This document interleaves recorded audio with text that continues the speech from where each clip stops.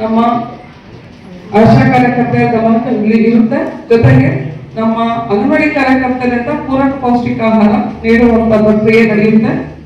ಹೋಗಿ ಸರ್ವೆ ಮಾಡಿದಾಗ ಯಾವುದೋ ಒಂದು ಪೋಕ್ಸೋ ಕೇಸ್ ಬಂದಿರುತ್ತೆ, ಅನ್ಮ್ಯಾರಿಡ್ ಪೇರೆಂಟ್ಸ್ ಒಬ್ರು ಏನೋ ಕನ್ಸೀವ್ ಆಗಿರ್ತಾರೆ, ಅವರಿಗೆ ಈ ಮಾಹಿತಿ ಗೊತ್ತಿಲ್ಲ, ಅಕ್ಕಪಕ್ಕದ ಮನೆಯವರಿಗೆ ದುಡ್ಡು ಕೊಟ್ಟು ಅಂಗನವಾಡಿ ಕಾರ್ಯಕರ್ತರಿಂದ ಪೂರಕ ಪೌಷ್ಟಿಕ ಆಹಾರ ನೀಡುವಂತ ಪ್ರಕ್ರಿಯೆ ನಡೆಯುತ್ತೆ.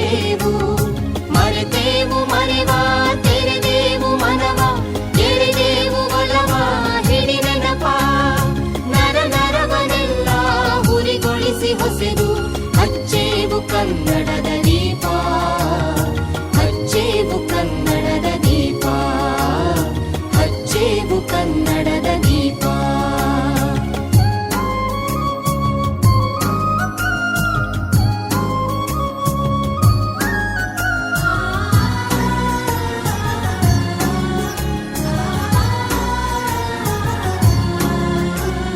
ಕಲ್ಪನೆಯ ಕಣ್ಣು ಹರಿವನ ಕಸಾಲು, ದೀಪಗಳ ಬೆಳಕ ಬೀರೇವು, ಹಚ್ಚಿರುವ ದೀಪದಲ್ಲಿ ತಾಯ ರೂಪ ಅಚ್ಚಳಿಯದಂತೆ ತೋರೇವು.